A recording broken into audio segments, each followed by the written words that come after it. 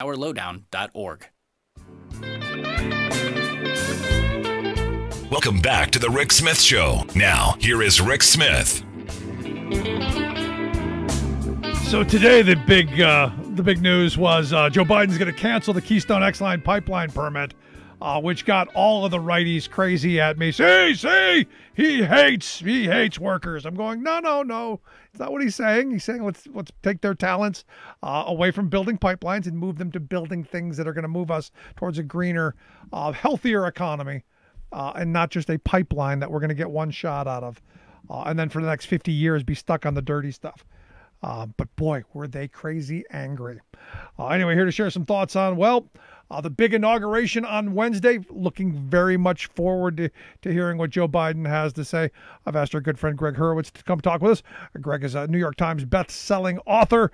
Make sure you check out his website, gregghurwitz.net. Gregg, thanks for taking time for us. How you doing? Good to be back. It's good to see you again. What do you think? Let's start with the Keystone XL pipeline. Do you think day one he rescinds the permit? I don't know what he's going to do on day one. I think every argument that he makes on any matters that are environmental should be about job growth and creation and innovation. I think that's the whole deal. There's an unbelievable opportunity to be seized in terms of job creation and infrastructure.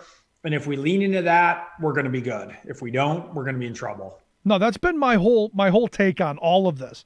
If we're gonna get those on the Trump train to come around to some bit of sanity, not the conductors and not the people doing the work, but the people who are riding along, if we can get some of them into the sane world by making people's lives better, by making these investments in infrastructure and the jobs that come along with it, I think that goes a long way.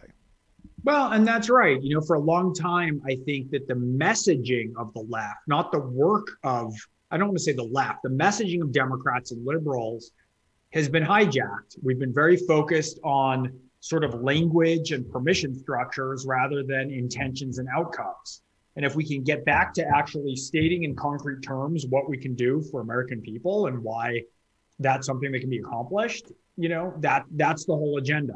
The quicker we can get out of ideological back and forth and the closer we can get to, rolling out a vaccination that's effective, creating more jobs and making more money for workers who deserve to make more money, the better shape we're going to be in. That's the argument. Absolutely.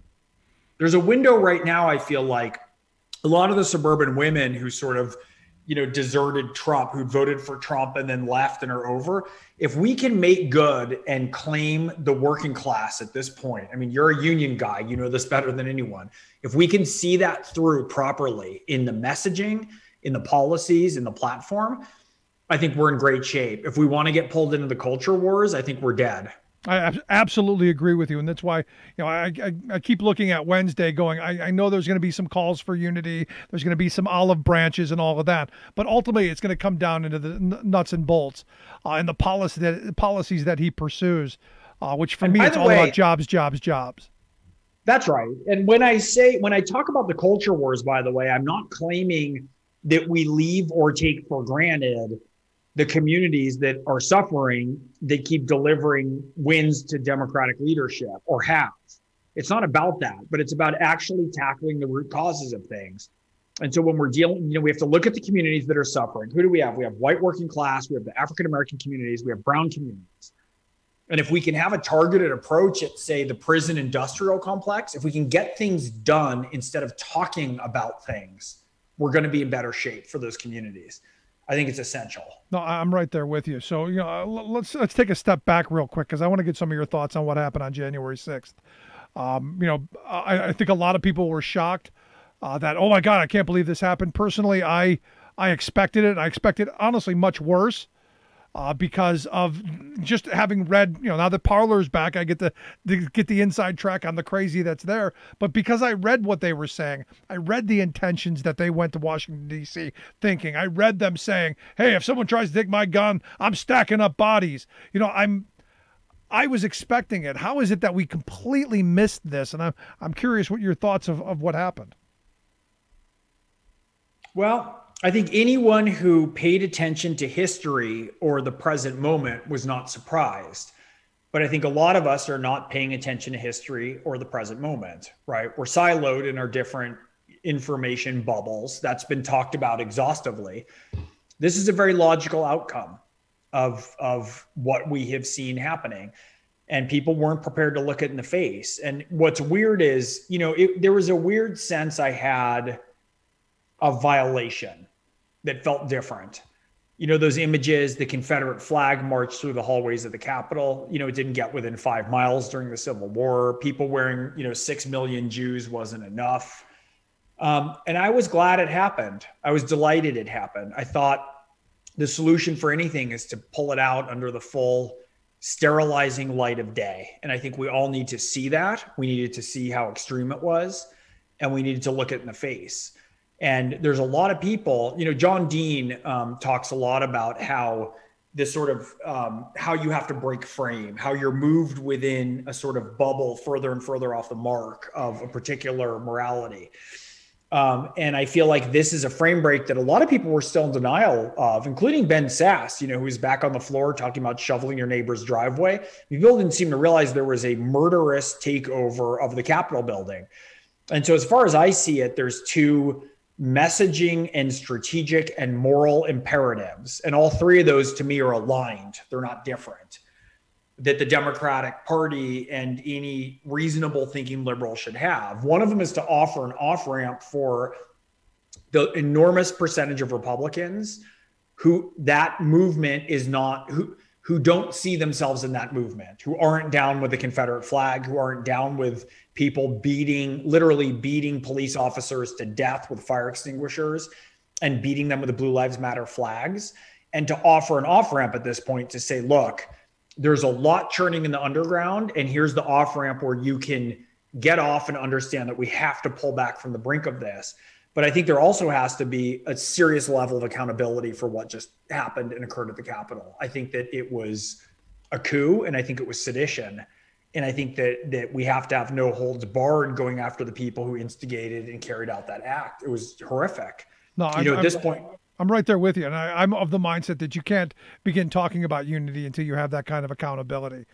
And because I don't think you can do both simultaneously. I think you have to go and all those people who were part of this, they have to be brought out in the light of day. I think the vast majority of Americans were horrified by that. We have 75 million Americans who voted for Trump, 74 and change. I don't know the exact percentage of people who supported the Capitol attack. We have 80 million who didn't vote, right? And we know where the 80 million, was it 80 million who voted for Biden or some such, 80 something? A little bit over. But I think that most people, as more stories get out of what occurred and how that was, and people with zip ties and planning to take hostages, and people who had roadmaps, not just to particular Senate offices, but to their hideaways. And, Rick, I mean, you've probably been to the Capitol building. That place is impossible to navigate. I mean, I can't get through there. People knew right where they were headed. There was a lot going on there. And I think we were enormously close. I mean, a strike team of capable Russians armed with Kalashnikovs could have gone in and wiped out our whole government. 20 people with a clear mission plan. It was horrifying what happened. And I feel like there's a shattering of denial that is still occurring about how bad this got and how close we came. And I think we're going to see the repercussions of that and the undeceiving of that continue to unfold over the next months. Yeah, I mean, it's and to highlight your point, I don't think most people understand exactly the magnitude because I don't think that we've seen enough of the video yet. I don't think we've seen enough of the stories of the people who were there and their intentions. And that will come with the trials, and that will come with, clearly in the investigations that are coming. But you're right. We were very close to having our whole government wiped out. And you brought up Ben Sass's name. I can't help but think of, had they found those senators, would Ben Sass have been in the line of those who they were possibly going to hang in the gallows that they were building outside? Well, if they were willing to hang and chanting that they were going to hang Mike Pence, I can't imagine he wouldn't be on the hit list as well. So I think it's confusing. I think a lot of people who went to the Capitol were really deceived. I think they really are true believers who thought that the democracy had been undermined, that there was like an evil cabal of people who were undermining the effort. They seem to have forgotten the fact that, 60 courts ruled against this, 90 judges and 60 courts. Right. I believe it was 60-1. I forget if there was the one was a motion maybe that was granted. Largely Republican courts, right, in red states who dismissed this. But we have to wrangle back from the edge, and it's almost like it's an addiction. Right. An addiction to misinformation, an addiction to moral outrage. And look, we've seen a counterpart of this on the left. I think that the left has hardly, covered themselves in glory in terms of dividing the voices that are the most extreme on the far left. I just think that those voices, there's a massive underweighting of how dangerous those voices are. People point to stuff in the culture, right, in academia that is preposterous. There's a lot of stories that come out that are just common sense, lowest common denominator, ridiculous of things that are said and stated. But, when you get within our party, I mean, AOC endorsed how many candidates, for the midterms, none of them won. She sent the Green New Deal, which was sort of a Trojan horse for more leftist policies, to the Senate floor. Didn't get a single vote, right? So we have very extreme, I don't want to say very extreme. I don't want to categorize her that way, but the furthest left elements of our party are not empowered, right? But they're empowered in academia. They're empowered in the mainstream media. And people somehow conflate that and don't understand that what we just saw was as if somebody from the other side, this is someone with a nuclear football. This is someone with the full power of the Senate and the judicial, right, or the DOJ behind them. And people aren't understanding how to weight these things, because I think that the voices from the far left have a pretty big bullhorn in our culture, but that's not where the party is and lives. The biggest caucus in the House is the new Democrat coalition, moderate, pro-capitalism. I mean, if you look at the first resolutions the House passed upon winning the midterms in 2018, what were they? It was like bipartisan for violent history checks, lowering prescription drug prices. HR 1 was for anti-corruption. I mean, this is like enormously reasonable mainstream bipartisan measures that are passed. So the Democratic Party has been, the messaging of it has been so ineffective. And that's part of why I put a lot of my energy and efforts into the messaging, because the messaging is everything in some ways in the InfoWars. So now you've got, Joe Biden, who I saw as a more centrist candidate, and probably the right candidate for this moment. He's the right guy for this moment. Do you see that coming out in his policy as we go past Inauguration Day into these first 100 days? Yeah, I think he's the only candidate who could have won. I mean, it's amazing. It was like we needed a plague. It was almost like, it's so weird. There's this weird, almost like karmic inevitability. Like Trump got elected. What did he need? He needed to run against, an incredibly qualified but terrible candidate in Hillary Clinton, meaning she was brilliant and capable, but as a candidate, she was left a lot to be desired. We needed Comey, right? We needed Russia. We needed this weird event of Donald Trump. But the same thing holds true here. I mean, I think if we didn't have COVID, we'd be looking at, 4 more years of Donald Trump and seeing what happened at the Capitol. I think it might have been the last free elections that we might have had. No, I'm there with you. And I also say, had Mitch McConnell allowed a stimulus package to go through, and those checks go out in October, I think he would have won then too. It was like every single, and also had we been within 50,000 votes, I think that the mechanisms were in place for him to cheat and overpower the system through misinformation. I mean, we came unbelievably close. And so for me, the question is, how do we win people over? I mean, I spent much of the last 4 years making what I hoped were good faith arguments. Look, this to me is sort of everything right now, Rick. I've been thinking about this a lot. There's sort of 2 types of people who can lead in the culture and in politics. And one are the people who sort of consolidate leadership, who are impassioned, who organize and go forth and fight. And they're the leaders on that front. And there's another group, and I'm talking about journalists, politicians, people in pop culture, who reach out and extend and do sort of surveillance and interaction of the other side. They engage the other side for meaningful compromise, ideally to win people over, but at a minimum to figure out what the hell is going on over there, right? And to figure out, what are the mechanisms? Can I argue with you? Can I cajole? Can we, is there a compromise to be had? In the best case, you want to win people over. In the worst case, you have to understand them because they're going to be the enemy. They're going to be the people who are beyond inability to compromise with. And we have spent so much time denigrating that second group. And as far as I'm concerned, for any movement, political or cultural, to be successful, we need both groups. And it seems like every time you look on Twitter or mainstream media, there's people raging. I don't want to see one more profile of understanding these people. I don't want to see one more thing about people going into a diner and talking about Trump voters. Similar stuff from the other side to us. If we don't elevate and celebrate those people to figure out a way forward with the 75 million Americans who voted for Donald Trump, who we are not just married to, we are handcuffed to them. And the 80 million people who didn't just, who are capable of voting, who didn't deem this election worthy of voting in, we're dead. And so we have to elevate both sides. And elevating people who are doing reconnaissance and interfacing with the opposition and the other side, that's not an abdication of our values. It's an elevation of understanding that in a democracy, there's all sorts of different groups. And that the only thing that gets done in America tends to be by compromise, and it tends to be a solution where not everyone gets what they want. Right. And we need that now. And Biden is somebody who exemplifies that. And I'm hoping that in the cultural and political conversation, we can start to elevate and even celebrate voices who are willing to go across and figure out what's going on and find a way forward, because we need those people piloting out who are, boots on the ground out in that direction. No, I'm right there with you. And in fact, before January 6th happened, one of the things that we were doing here at the program is saying, how can we reach these people? In fact, we've partnered with a center right platform, ThinkSpot, to try and reach that audience to have these conversations. Because I've always said that I can sit down with anybody. I don't care what you believe, what your ideology is. We can sit down, have a beer, we can talk about things, and we can find common ground. I truly still believe that. But our society's telling us we can't do that. That's right. And I will go anywhere and talk to anybody in hopes of winning them over, in hopes of talking to new audiences and making different arguments that fit with their value structure.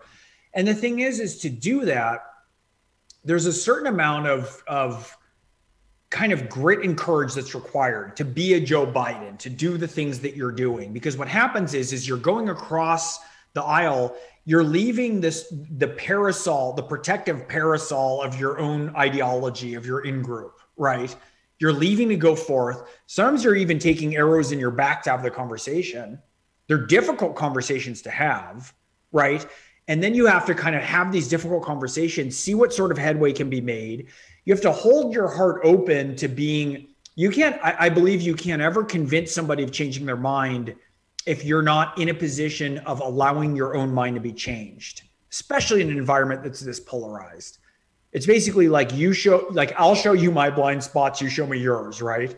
It's tough. And then we kind of walk back across to our aisle and often get shouted down or yelled at for being a turncoat.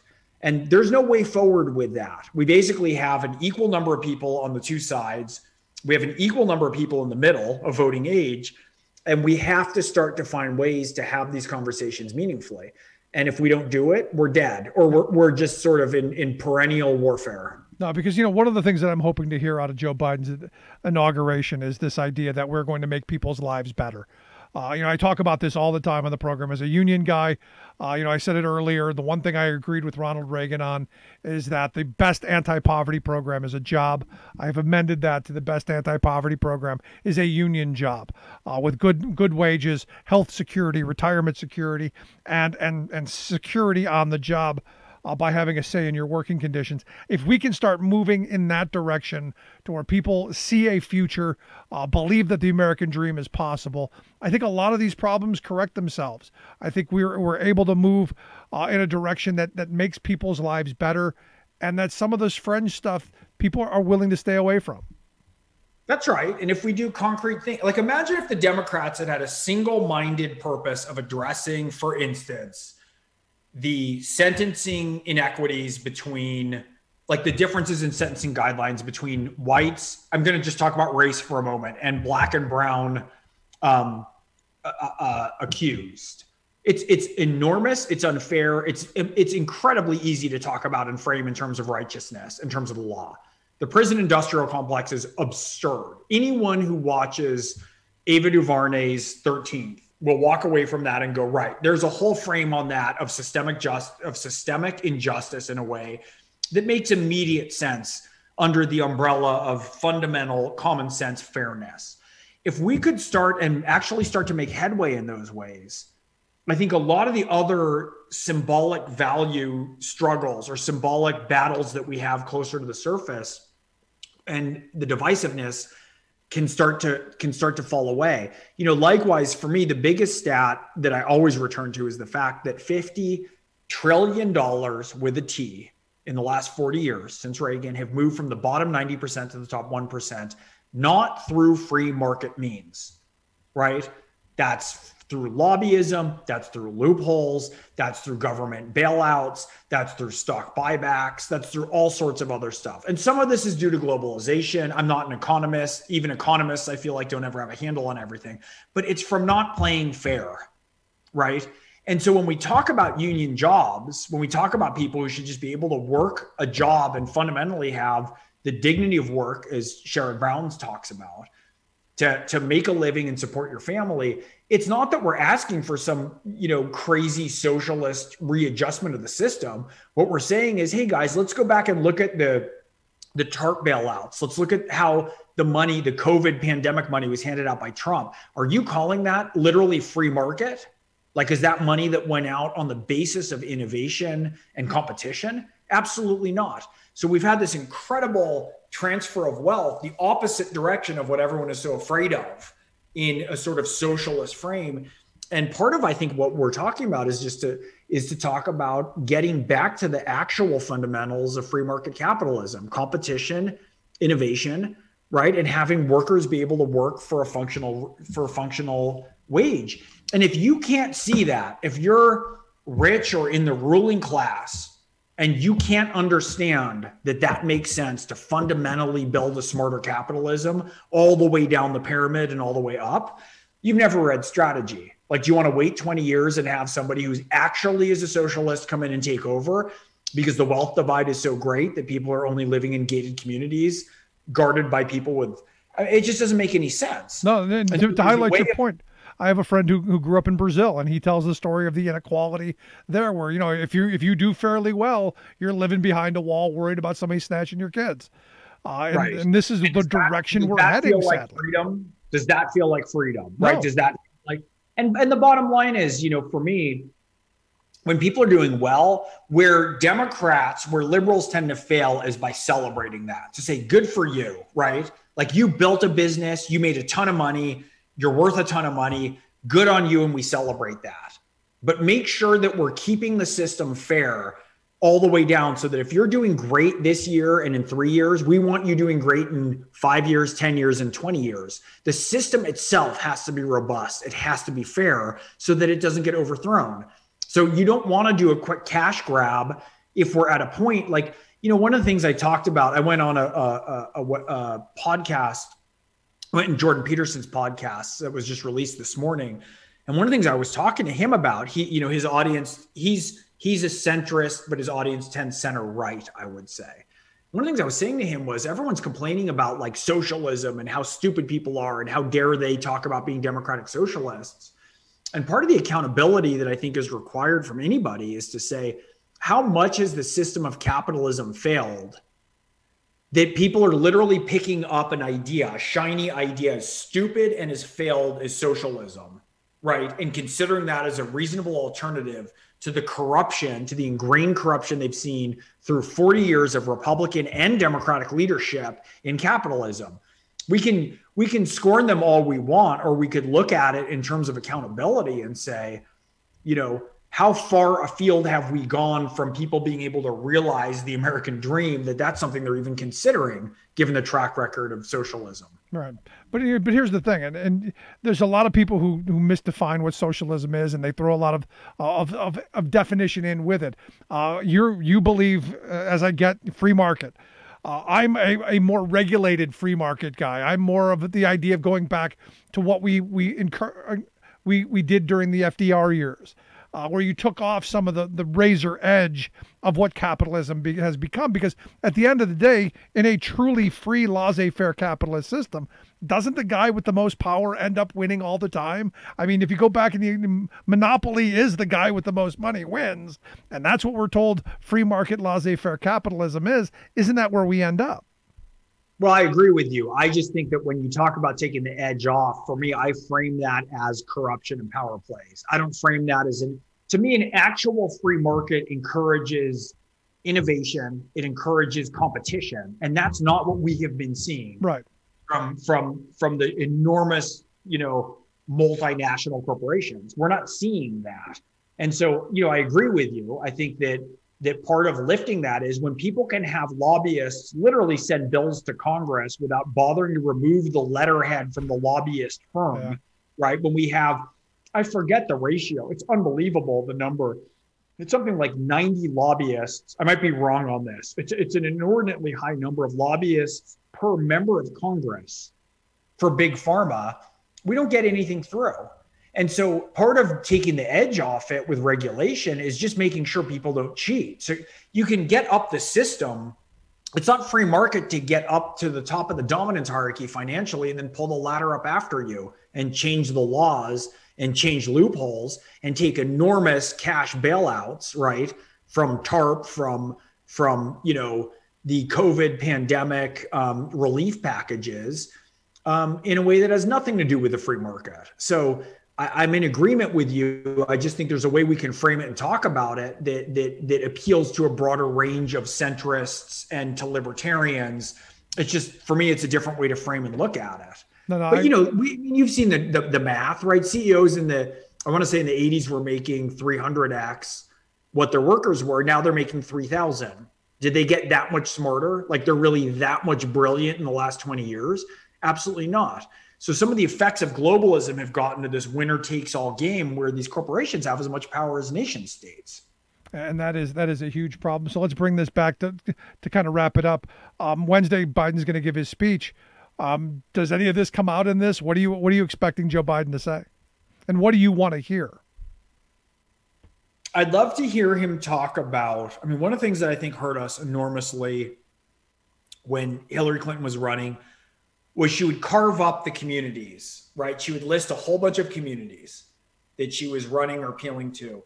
And not listed in a lot of them were sort of white working class. People forget we have 80 to 100 million white evangelical voters in the United States of America. And I think it's important that when Biden talks about, there's a lot he owes. I don't think we win this election as liberals without the African-American community. Correct. Full stop. Right? Stacey Abrams, Clyburn, go down the list. But I think he should be talking about communities that are suffering. I would like to see an emphasis placed on that. I would like to see an emphasis placed on getting COVID relief, getting financial relief to communities who need jobs, right? That's African-American community. I'm sure this has been even worse at a time. 1 out of every 1,000 African-Americans had already died of COVID. I'm sure that number is worse now, right? But we have white working class communities who've been just ravished by the opioid epidemic, right? And if you lay a map over them, right, that's a lot of the Trump voters. He's got to reach out to communities that are suffering. And I think that I want to see that to be a sort of an outreach. And the other thing is we have to have him figure out how to actually pass governance. We have to pass bills. We have to govern. And that involves compromise. It involves unity, and it involves working with the other side. And I think that after the sort of abuse and corruption of the Trump era, people are sitting back and just thinking that we can go, certain people are hoping there's an administration that can go sort of scorched earth. It's not going to work. It's not how legislation and governance works. It's not how votes work in the House or the Senate. It's not how Democrats win and hold seats in purple districts. Democrats like Lucy McBath in Georgia, Democrats like Alyssa Slotkin in Michigan and Haley Stevens. And our passions are not the only passions that there are. And we have to remember that there's a giant range of people who are suffering, who are passionate, who are different communities who need different things. And we have to widen our lens beyond the sort of funnel that we've gotten of information that has narrowed us to believe that our passions are the only ones. We will see what comes out of it. I'm looking forward to it.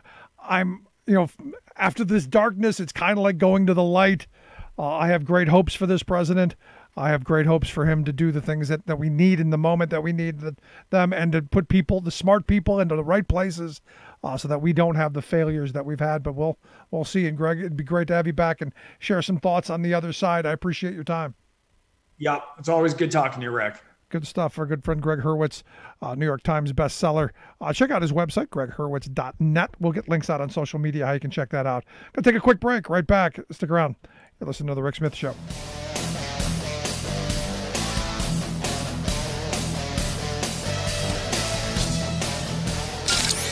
Waving the flag of freedom for people, not corporations. Rick Smith.